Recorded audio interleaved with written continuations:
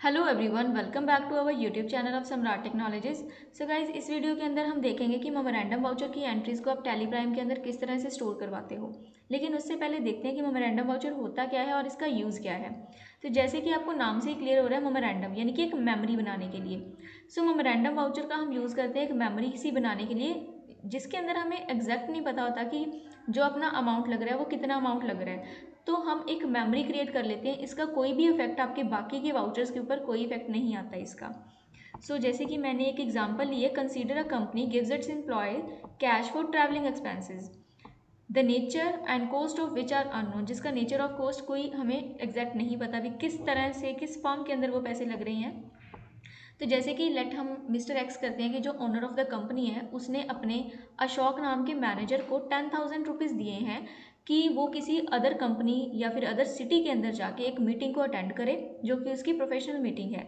तो ये जो 10,000 है जो उसने अशोक को दिए हैं, इसका हिसाब हम किस तरह से रख सकते हैं, उसको हम टैली प्राइम के अंदर कैसे स्टोर करेंगे, वो हम मेमोरेंडम की हेल्प से स्टोर करवाएंगे।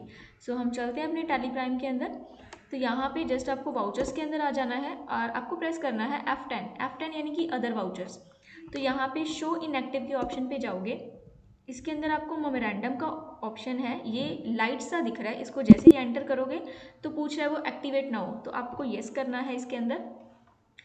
अब इसके अंदर आपको एक क्रिएट करना है, जैसे कि मैंने यहाँ पे अशोक पर्सन लिया हुआ है, 10,000 उसकी अमाउंट एंटर करेंगे। तो यहाँ पे आपको लेना है अशोक और इसको आपको डालना है संडे डेटर के अंदर, क्योंकि एक हिसाब से आपके ये क्या है, एक्सपेंसेस हो रहे हैं, एक बार तो एक्सपेंसेस ही हैं।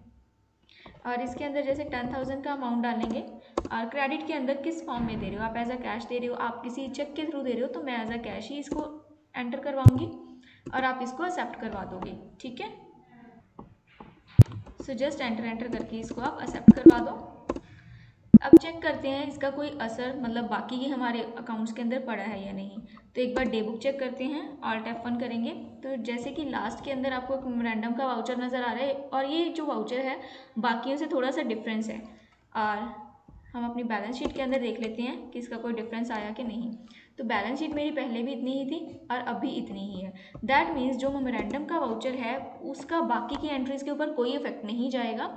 ये एज इट इज़ एक मेमोरी क्रिएट करने के लिए होती है कि बाद में जब वो पर्सन मीटिंग अटेंड करने के बाद हमारी कंपनी के अंदर आके एज इट इज़ बताएगा कि हाँ जी मेरा इस चीज़ के ऊपर इतना एक्सपेंस लगा है, इसके ऊपर मेरा इतना एक्सपेंस हुआ है।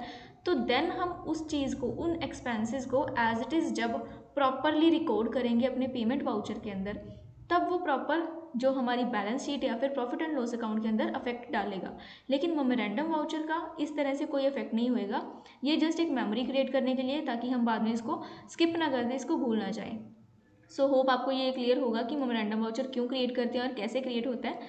अगर आपको वीडियो अच्छी लगी है तो please do like and subscribe our channel and you can also follow us on other social media app as Instagram, Facebook and Twitter. Thank you so much.